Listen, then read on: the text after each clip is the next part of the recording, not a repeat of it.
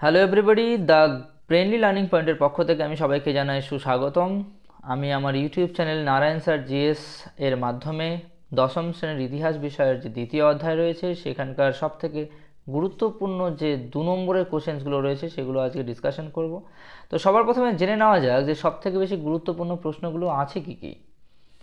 স্ক্রিনে আমি সবগুলোই ধীরে ধীরে ডিসপ্লে করব এবং তোমরা কি করবে, তোমরা খাতা এবং পেন নিয়ে বসবে এবং প্রত্যেকটা প্রশ্ন ভালো করে দেখে নেবে। আমি খুব বেশি প্রশ্ন কিন্তু এখানে উপস্থাপনা করিনি, কিন্তু সবচেয়ে বেশি গুরুত্বপূর্ণ প্রশ্নগুলো এখানে পেয়ে যাবে। দেখো, সবার প্রথমে যে কোশ্চেনটা রয়েছে তা হলো বামাবোধিনী পত্রিকার মূল উদ্দেশ্য কী ছিল। নেক্সট, 19 শতকের সমাজে হিন্দু প্যাট্রিয়ট পত্রিকার গুরুত্ব কী ছিল। তারপর হুতুম প্যাঁচার নকশায় কলকাতার বাবু সংস্কৃতির কী পরিচয় পাওয়া যায়। নীলদর্পণ নাটকে কৃষকদের দুরবস্থা সম্পর্কে কোন চিত্র তুলে ধরা হয়েছে। কাকে কেন কাঙাল হরিনাথ বলা হতো। মেকলে মিনিট কি। চুইয়ে পড়া নীতি কি। এদেশে পাশ্চাত্য শিক্ষা বিস্তারে খ্রিস্টান মিশনারিদের প্রধান উদ্দেশ্য কী ছিল। শ্রীরামপুর ত্রয়ী কাদের বলা হয়। লর্ড হার্ডিঞ্জের শিক্ষা বিষয়ক নির্দেশনামার গুরুত্ব কী ছিল। স্কুল বুক সোসাইটি কেন প্রতিষ্ঠা করা হয়েছিল। মধুসূদন গুপ্ত কে ছিলেন ও স্মরণীয় কেন। কাদম্বিনী গাঙ্গুলি বা কাদম্বিনী বসু স্মরণীয় কেন। শিক্ষা বিস্তারে প্রাচ্যবাদী এবং পাশ্চাত্যবাদী যে বিতর্ক ছিল সেটা কি। নববিধান কি। ভারতবর্ষে ব্রাহ্ম সমাজ বিভক্ত হলো কেন। সমাজ সংস্কারে নব্যবঙ্গদের ভূমিকা কেমন ছিল। ডিরোজিওকে মনে রাখা হয় কেন। আর ইয়ং বেঙ্গল বা হার্ডিন গোষ্ঠী কাদের বলা হতো। এবার নেক্সট আমরা এই 2 নম্বরের কোশ্চেনগুলোর মধ্যে সবথেকে বেশি ইম্পর্টেন্ট যে কোশ্চেন্সগুলো যতগুলো পসিবল হয়েছে সেই পসিবল কোশ্চেন্সের যে আনসারগুলো আমি এবার উপস্থাপনা করব, তোমরা খুব মন দিয়ে শুনবে। আমি পয়েন্ট ওয়াইজ বা খুব শর্টকাট কিন্তু এইখানে উপস্থাপনা করেছি, আর কিছু কিছু বিষয়গুলো যেগুলো বেশি এক্সপ্লেন করা দরকার আছে সেগুলো আমি কিছু কিছু বলে দেবো, তোমরা মন দিয়ে শুনবে সেগুলো। এছাড়া আর দুটো বাড়তি কোশ্চেন রয়েছে এখানে। 3 আইন কি, এটা খুব ইম্পর্টেন্ট, এবং বাংলার নবজাগরণ বলতে কী বোঝায়। চলো এবার প্রথম কোশ্চেনটার যেটা প্রশ্ন উত্তর আমরা জেনে নিব। সেই প্রশ্নটা হলো 19 শতকের সমাজে হিন্দু প্যাট্রিয়ট পত্রিকার গুরুত্ব কী ছিল। তোমরা জেনে থাকবে যে দ্বিতীয় চ্যাপ্টারের মধ্যে দুরকম টাইপের পার্ট আমরা দেখতে পারবো। প্রথম পার্টের দিকে আমরা দেখতে পারবো যে কয়েকটা পত্রিকা সম্পর্কে লেখা আছে, যেরকম সোমপ্রকাশ, হিন্দু প্যাট্রিয়ট। তো এই হিন্দু প্যাট্রিয়ট পত্রিকাটা খুব ইম্পর্টেন্ট, এই টপিকটাও খুব ইম্পর্টেন্ট। এখানে বড় কোশ্চেন এবং ছোট কোশ্চেন সবই কিন্তু আসে। এই কোশ্চেনটা হলো 19 শতকের সমাজে হিন্দু প্যাট্রিয়ট পত্রিকার গুরুত্ব কী ছিল। হ্যাঁ, কী কী গুরুত্ব ছিল। প্রথমত, এটি বাঙালি মানুষের দৃষ্টিভঙ্গি এবং মানসিকতার পরিচয় দিয়েছিলেন। বাঙালি মানুষের কেমন দৃষ্টিভঙ্গি ছিল এবং কেমন মানসিকতা ছিল 19 শতকের সময়ে, তা তার পরিচয় কিন্তু সেখান থেকে পাওয়া যায়। এটা আর কি, এটি ছিল ভারতের একমাত্র পত্রিকা যে পত্রিকা আদিবাসী সাঁওতাল বিদ্রোহকে সমর্থন করেছিল। সাঁওতাল বিদ্রোহকে এই পত্রিকা সমর্থন করে। আর কি রয়েছে, জমিদারদের অত্যাচারের বিরুদ্ধে এই পত্রিকা সোচ্চার হয়েছিল। আমি তোমাদেরকে বলে রাখি, শিশির কুমার ঘোষ নামে একজন এখানে কি করেছেন, MLL ছদ্মনামে গ্রামগুলোর মধ্যে ঘুরে বেড়ায় এবং গ্রামগুলোর মধ্যে ঘুরে বেরিয়ে সেখানকার যেসব তথ্য, যেখানে যেখানে কৃষকদের বিরুদ্ধে কোনো কাজ করা হয়েছে, তাদেরকে অত্যাচার করা হয়েছে, নীলকররা অত্যাচার করেছে, সেই সব বিষয়গুলোকে কালেক্ট করে এই পত্রিকাতে কিন্তু সব কিছু প্রকাশ করা হতো। এরপর কি, বাংলার মধ্যে একমাত্র হিন্দু প্যাট্রিয়ট পত্রিকা 1857 সালের মহাবিদ্রোহকে কিছুটা হলেও সমর্থন করেছিল। হ্যাঁ, এটা খুব ইম্পর্টেন্ট, কারণ 1857 সালে যে বিদ্রোহ, মহাবিদ্রোহ, যেটাকে সিপাহী বিদ্রোহ অনেকে বলেছেন, এই সিপাহী বিদ্রোহ বা মহাবিদ্রোহকে কিন্তু প্রত্যেকটা পত্রিকা কিন্তু সমর্থন করেনি। বিশেষ করে বাংলার যে বাঙালি সমাজ তারা তো একদমই এটাকে সমর্থন করেনি, কিন্তু হিন্দু প্যাট্রিয়ট যে পত্রিকা তা কিন্তু এটাকে সমর্থন করেছিল। এটা বলা বাহুল্য যে ওই সময় যে লর্ড ডালহৌসি যে ভারতের মধ্যে যে একটি ওই সাম্রাজ্যবাদী নীতি যে তা যে শো করেছিলেন তিনি, তো সেই বিষয়ে কিন্তু প্রচুর পরিমাণে লেখা হয়েছে, তার এই বিষয়ে নিন্দা করা হয়েছে তার বিরুদ্ধে। নেক্সট কোশ্চেন হলো, হুতুম প্যাঁচার নকশায় কলকাতার বাবু সংস্কৃতির কী পরিচয় পাওয়া যায়।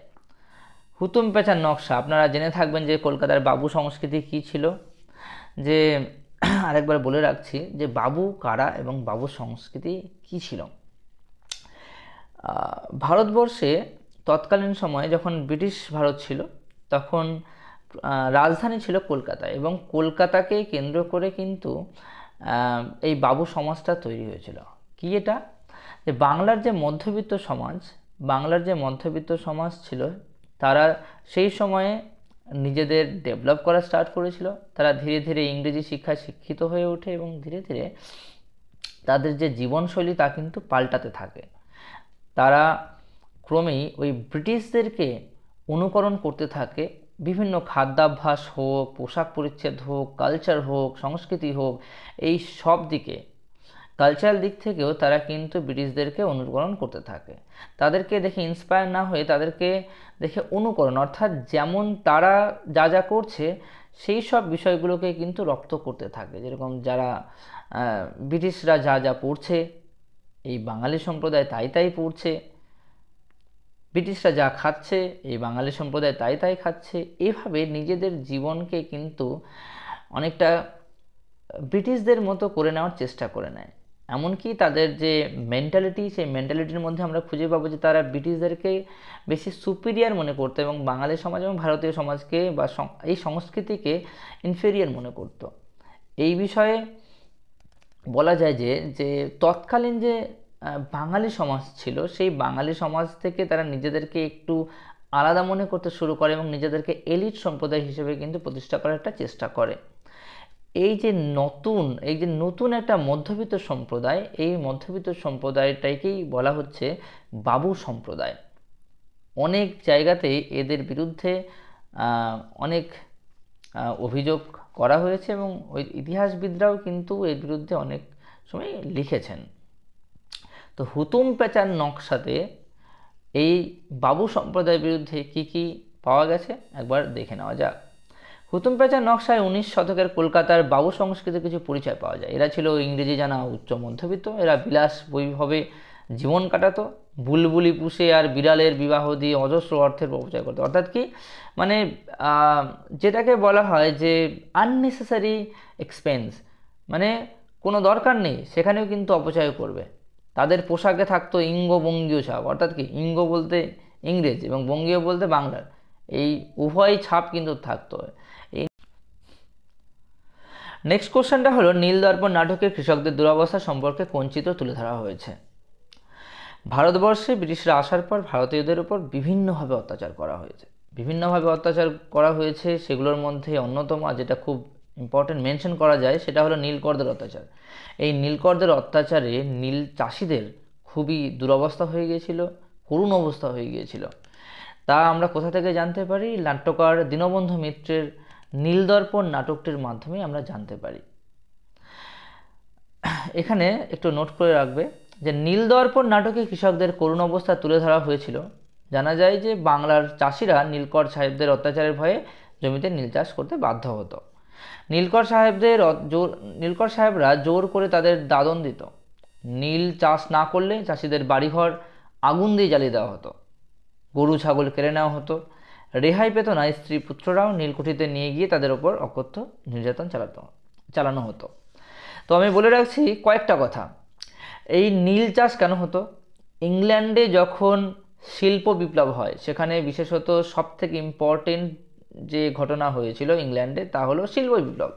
এই শিল্প বিপ্লবটা কোন শিল্পকে কেন্দ্র করে গড়ে উঠেছিল? বস্ত্র বয়ন শিল্প, অর্থাৎ বস্ত্র তৈরি। এই বস্ত্র তৈরির সময় প্রচুর পরিমাণে কিন্তু নীলের প্রয়োজন হতো। আর এই নীল চাষের ক্ষেত্রে ভারতকে বেছে নিয়েছিল এই নীল চাষের কেন্দ্র হিসেবে। প্রচুর পরিমাণ নীল প্রয়োজন, তাই ভারতে জোর করে একটা সময় নীল চাষ করা হতো। প্রথম দিকে সরকারিভাবে করলে পরের দিকে কিন্তু ওই কিছু কিছু যে সরকারি কর্মচারী, সেগুলো যখন কর্মহীন হয়ে পড়ে, তখন তারা সরকারি চাকরি থেকে বেরিয়ে বেসরকারি উদ্যোগে তারা নীল চাষ করা স্টার্ট করেছিল। এই নীল চাষ করা যখন স্টার্ট করে, তো ধীরে ধীরে বাংলার চাষিদের ওপর জোর করেই এই নীল চাষ করা স্টার্ট করে। তখন ধীরে ধীরে এই যে অত্যাচার, তার সীমানা ছাড়িয়ে যায়, তাদেরকে নীলকুঠিতে বন্ধ করে রাখা হতো। ছোট্ট একটা ঘর ছিল নীলকুঠি, সেই নীলকুঠির মধ্যে বন্ধ করে রাখা হতো, তাদেরকে সারা রাত বন্ধ করে রাখা হতো। তারপরে তাদের এই অত্যাচারের ফলে অনেকের মৃত্যু পর্যন্ত হয়ে গেছে, স্বামী স্ত্রী পুত্র সবাইকে অত্যাচার করা হয়েছে। আর এর ফলে তাদের যে জমি, তাদের যে বহু ফসলি জমি, সেই জমিগুলোও কিন্তু নষ্ট হয়ে যায়, কারণ নীল চাষের ফলে 1-2 বছর চাষ করার পরে সেই জমি ব্যারেন ল্যান্ডে পরিণত হয়ে যাবে, যেখান থেকে কোনো কিছু আর নতুন করে শস্য আর হবে না। খুব ভালো ধানের জমি, খুব ভালো গমের জমি, এই শাকসবজির জমি, এই জমিতে যখন একবার নীল চাষ করে দেওয়া হতো, সেই নীল চাষের পর কিন্তু সেই জমিতে উর্বরতা শক্তি একদমই কমে যেত। এর ফলে চাষিদের কিন্তু দুরবস্থা হতো। তো এটা আমি 2 নম্বরের জন্য এটা লিখেছি, আর বেশি এখানে এক্সপ্লেন করা ঠিক নয়। তো পরের কোশ্চেনটা হলো, কাকে কেন কাঙাল হরিনাথ বলা হতো? গ্রামবার্তা পত্রিকার সম্পাদক ছিলেন হরিনাথ মজুমদার ওরফে কাঙাল হরিনাথ। তিনি শৈশবে অনাথ হয়ে গেছিলেন এবং আজন্ম তাকে দারিদ্র্যের সঙ্গে কঠোর সংগ্রাম করতে হয়েছিল, এই জন্য তাকে কাঙাল হরিনাথ বলা হতো। নেক্সট কোশ্চেন, মেকলে মিনিট কি? 1835 সালের 2রা ফেব্রুয়ারি গভর্নর জেনারেলের পরিষদীয় আইন সদস্য লর্ড মেকলে বা ম্যাকুলে ভারতে পাশ্চাত্য শিক্ষা বিস্তারের সরকারি অর্থ ব্যয়ের জন্য যে প্রসিদ্ধ স্মারকলিপি বড়লাট লর্ড বেন্টিংয়ের কাছে পেশ করেন, তা হলো মেকলে মিনিট। আমি আরেকবার বলে রাখছি যে পাশ্চাত্য দ্বন্দ্বের সময় আমরা দেখব যে পাশ্চাত্য দল ছিল, সেই পাশ্চাত্য অর্থাৎ কি, ইংরেজি শিক্ষার ক্ষেত্রে যারা সাপোর্ট করেছিল, সেই ইংরেজি বা ইউরোপীয় শিক্ষার ক্ষেত্রে যারা সাপোর্ট করেছিল, তাদের মধ্যে অন্যতম বা সবথেকে স্ট্রিক্ট যদি বলা হয়ে থাকে, তিনি হলেন কে? Macaulay, Thomas Babington Macaulay. এই মেকলে ভারতে ইংরেজি শিক্ষাটা কিভাবে হবে, তার বাস্তবায়ন কিভাবে হবে, এই অর্থটাকে কিভাবে কাজে লাগানো হবে, এই বিষয়ে একটি পেশ করেন, একটা প্রস্তাব করেন। এই প্রস্তাবটি কিন্তু মিনিট হিসেবে পরিচিত, আর একে বলা হয় মেকলে মিনিট। চুইয়ে পড়া নীতি কি? আরেকবার বলে রাখছি, চুইয়ে পড়া নীতি কি, এটা খুবই ইম্পর্টেন্ট কোশ্চেন।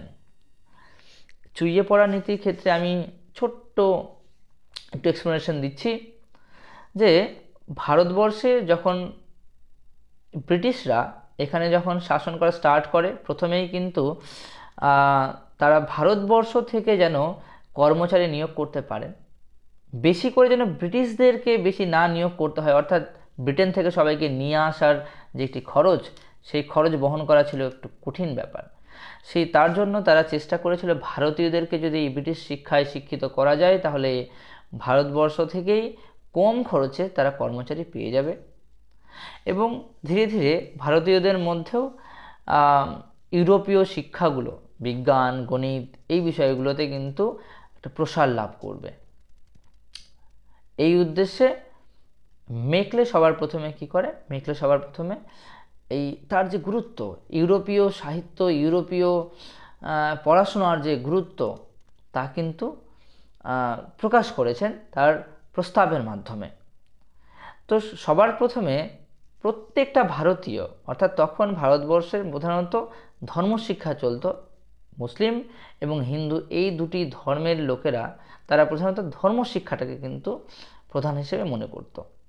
এই জন্য একদম শুরুতেই ব্রিটিশরা কিন্তু ইংরেজি শিক্ষা চালু করতে চায়নি।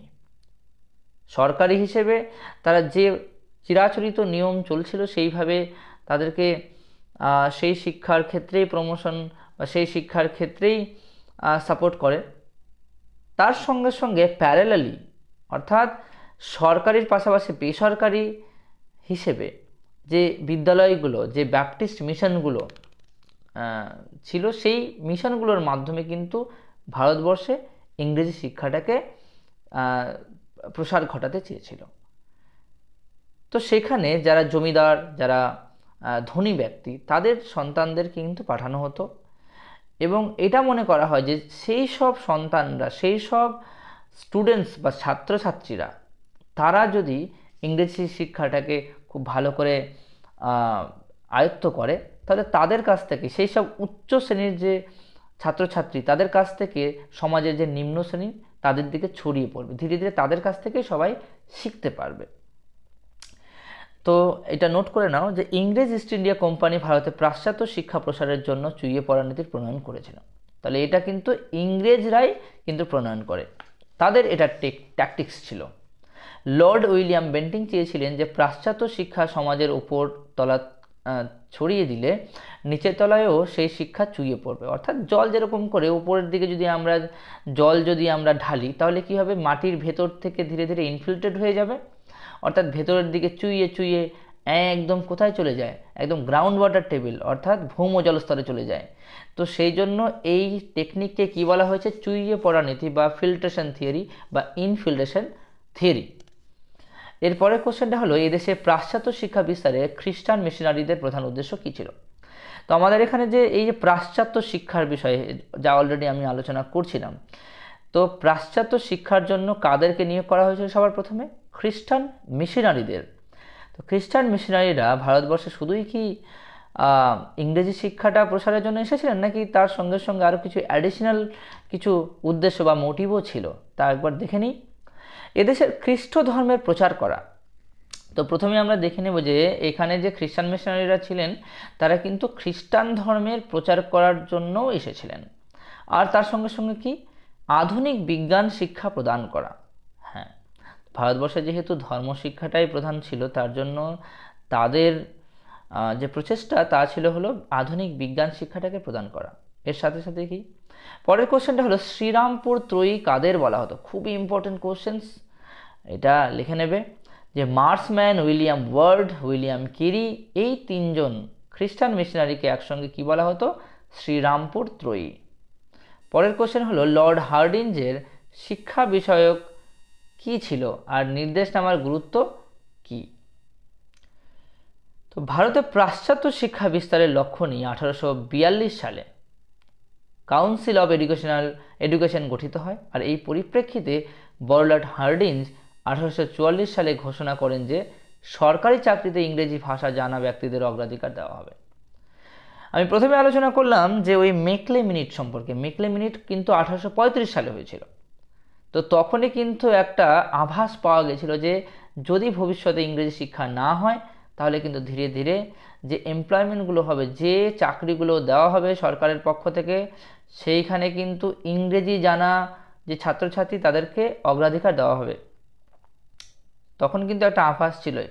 তো সেটা বাস্তবায়ন কখন হয়, যখন এই লর্ড হার্ডিঞ্জের যে শিক্ষা বিষয়ক যে নীতিটা ছিল সেইখানকার নির্দেশনামার মধ্যে কিন্তু খুব পরিষ্কারভাবে জানানো হয়। কি জানানো হয়, যে এই সময় যে একদম ম্যান্ডেটারি ইংরেজি ভাষাটাকে কিন্তু জানতেই হবে, তাদেরকে অগ্রাধিকার দেওয়া হবে। প্লাস পয়েন্ট, লর্ড হার্ডিঞ্জের এই ঘোষণাকে সামনে রেখে বোর্ড অফ কন্ট্রোলের সভাপতি চার্লস উড 1854 সালে 19শে জুলাই শিক্ষা বিষয়ে একটি প্রতিবেদন পেশ করেন, যার ভিত্তিতে ভারতে পাশ্চাত্য শিক্ষা ব্যবস্থা গড়ে তোলার চেষ্টা শুরু হয়।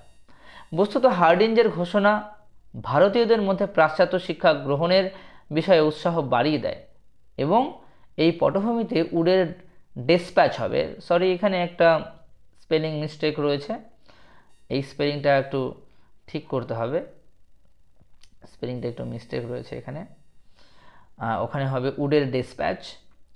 1857 সালে কলকাতা, বোম্বাই, মাদ্রাজে বিশ্ববিদ্যালয় প্রতিষ্ঠা হয়। স্কুল বুক সোসাইটি কেন প্রতিষ্ঠা করা হয়েছিল। ডেভিড হেয়ারের উদ্যোগে 1817 সালে কলকাতায় স্কুল বুক সোসাইটি প্রতিষ্ঠিত হয়েছিল। এর উদ্দেশ্যগুলি কি কি, যে ইংরেজি এবং বাংলা ভাষায় পুস্তক রচনা করা, প্রকাশ করা এবং দরিদ্র শিক্ষার্থীদের মধ্যে বিনামূল্যে তা বিতরণ করা। এরপর কি আছে, স্কুল বুক সোসাইটির উদ্যোগে 1825 সালে পৃথিবীর মানচিত্র বাংলা ভাষায় প্রকাশিত হয়েছিল, যেটা সব নোট ডাউন করে নেবে। অবৈতনিক অর্থাৎ কোনো বেতন ছাড়া ইংরেজি এবং বাংলা মাধ্যমের স্কুলগুলো স্কুল বুক সোসাইটির তত্ত্বাবধানেই ছিল। তার মানে যেরকম সরকারি স্কুলগুলো থাকে বেতন ছাড়া, তো কাউকে বেতন দেওয়া হবে না, বেতন দিতে হবে না কোনো সাধারণ মানুষকে, সেই ধরনের কিন্তু ব্যবস্থা এখানে করা হয়েছিল। আর প্রত্যেকটার তত্ত্বাবধান অর্থাৎ অথরিটি কার ছিল, স্কুল বুক সোসাইটির। মধুসূদন গুপ্ত কে ছিলেন। তোমরা যদি টেক্সট বইটা পড়ে থাকো ক্লাস 10-এর, টেক্সট বইয়ের মধ্যে কিন্তু মধুসূদন গুপ্ত সম্পর্কে কিন্তু প্রত্যেকটি বই, প্রত্যেকটি প্রকাশনার বইয়ে কিন্তু একটা বক্সের মাধ্যমে কিন্তু ভালো মতো দেওয়া হয়েছে যে ভারতীয় যে চিকিৎসা বিদ্যা, সেই চিকিৎসা বিদ্যার পড়তে গেলে মধুসূদন গুপ্তর ভূমিকা খুব ইম্পর্টেন্ট। কারণ তিনিই ছিলেন প্রথম ভারতীয় যিনি প্রথম সব ব্যবচ্ছেদ করেছিলেন, অর্থাৎ পোস্টমর্টম করেছিলেন। সবটা ব্যবচ্ছেদ, অর্থাৎ শবদেহটাকে ডাইসেক্ট করেছিলেন তিনি। কারণ যদি ডাক্তারি করার আগে যদি সার্জারিটা ভালো মতো না শেখেন, তাহলে কিন্তু চিকিৎসা কিন্তু ভালো মতো করতে পারবে না। আর তৎকালীন সময়ে সব ব্যবচ্ছেদ করা ছিল খুবই কঠিন কাজ, কারণ সামাজিকভাবে এটা অ্যাকসেপ্টেবল ছিল না। বিশেষ করে তৎকালীন হিন্দু সমাজে মৃতদেহকে টাচ করা বা মৃতদেহের উপর একটা ক্ষত করা, এটা ছিল কিন্তু অপরাধ। আর তাছাড়া এই কাজ করলে সমাজচ্যুত হওয়ার কিন্তু একটা ভয় ছিল। এই সব কিছু সত্ত্বেও মধুসূদন গুপ্ত কী করেছিলেন তা কিন্তু দেখার বিষয়। একটু দেখে নাও। হুগলি জেলার বৈদ্যবাটির মধুসূদন গুপ্ত সামাজিক কুসংস্কার লঙ্ঘন করে 1836 সালে কলকাতা মেডিকেল কলেজে প্রথম শব ব্যবচ্ছেদ করেছিলেন। তিনি প্রথম ভারতীয় শব ব্যবচ্ছেদকারী ছিলেন, এই জন্য স্মরণীয় হয়ে আছেন। তো আমি আলোচনাটা করলাম ছোট্টভাবে, যে তিনি খুব ডিফিকাল্টিস ফেস করেছিলেন যখন তিনি শব ব্যবচ্ছেদ করেছিলেন, ডাইসেক্ট করেছিলেন সেই ডেড বডিটাকে। তিনি একটা ইতিহাস তৈরি করেছিলেন। এখনকার যে আমাদের ভারতবর্ষের যে চিকিৎসা বিদ্যা বর্তমান সময়ে যে লেভেলে পৌঁছেছে, তার একদম শুরুতে কিন্তু এই মধুসূদন গুপ্ত কিন্তু ভূমিকা নিয়েছিলেন। কাদম্বিনী বসু বা গঙ্গোপাধ্যায় স্মরণীয় কেন? কাদম্বিনী গঙ্গোপাধ্যায় ইতিহাসে স্মরণীয় হয়ে আছেন কারণ তিনি ছিলেন ব্রিটিশ ভারতের প্রথম দুজন নারী স্নাতকের মধ্যে একজন। দুজন প্রথম গ্র্যাজুয়েট ছিলেন, তাদের মধ্যে একজন ছিলেন কি কাদম্বিনী গাঙ্গুলি। আর কি, ইউরোপীয় চিকিৎসা শাস্ত্রে শিক্ষিত দক্ষিণ এশিয়ার প্রথম নারী চিকিৎসক, অর্থাৎ তিনি চিকিৎসক ছিলেন আর প্রথম নারী চিকিৎসক ছিলেন এশিয়ার মধ্যে, এই কাদম্বিনী গঙ্গোপাধ্যায়।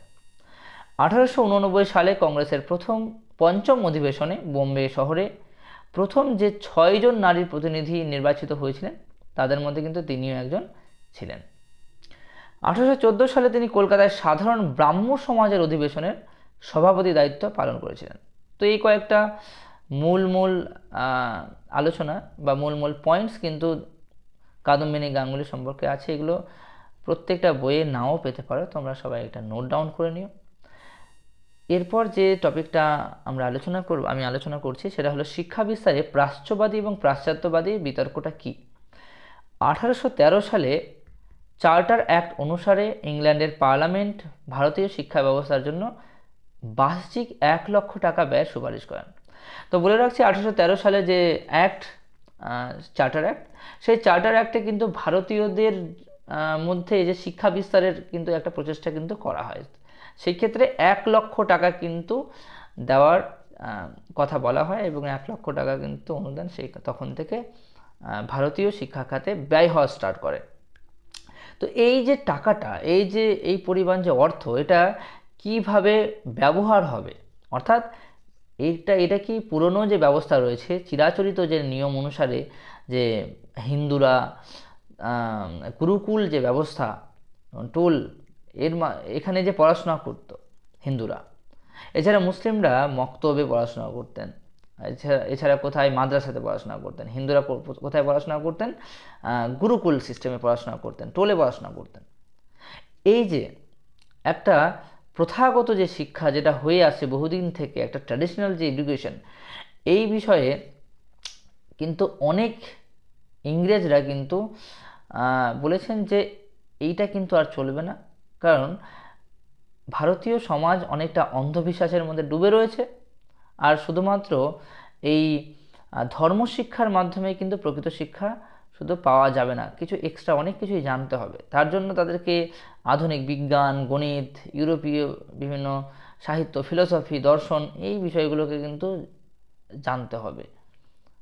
এর জন্য ইংরেজদের মধ্যেই, অর্থাৎ পার্লামেন্টের বিভিন্ন যে মেম্বার্সরা রয়েছেন, যাদের হাতে যে পাওয়ারগুলো ছিল, যে সুপারিশ যারা দেবেন তারা কোন খাতে এইটা ব্যয় করা হবে এই অর্থটা, সে বিষয়ে কিন্তু তাদের মধ্যে একটা তুমুল একটা বিতর্ক বাধে যে তাদেরকে ইংরেজি শিক্ষায় শিক্ষিত করা হবে নাকি ভারতীয় শিক্ষায় শিক্ষিত করা হবে। তো এই নিয়ে যাদের মধ্যে দ্বন্দ্ব হয় তাদের এক দল হলো পাশ্চাত্য শিক্ষা, যারা ইংরেজি শিক্ষাটাকে সাপোর্ট করছে, আর যারা ভারতীয় শিক্ষাটাকে সাপোর্ট করছে তাদেরকে বলা হতো প্রাচ্যবাদী। অর্থাৎ অনেক ব্যক্তি যারা প্রাচ্যবাদীকে সাপোর্ট করছে তারা হলো প্রাচ্যবাদী, যারা প্রাচ্য শিক্ষাকে সাপোর্ট করছে, আর যারা ইংরেজি শিক্ষা বা পাশ্চাত্য শিক্ষাকে সাপোর্ট করছে তারা হলো পাশ্চাত্যবাদী। এদের মধ্যে যে দ্বন্দ্ব বা কনফ্লিক্ট, এটাই ছিল পাশ্চাত্য দ্বন্দ্ব।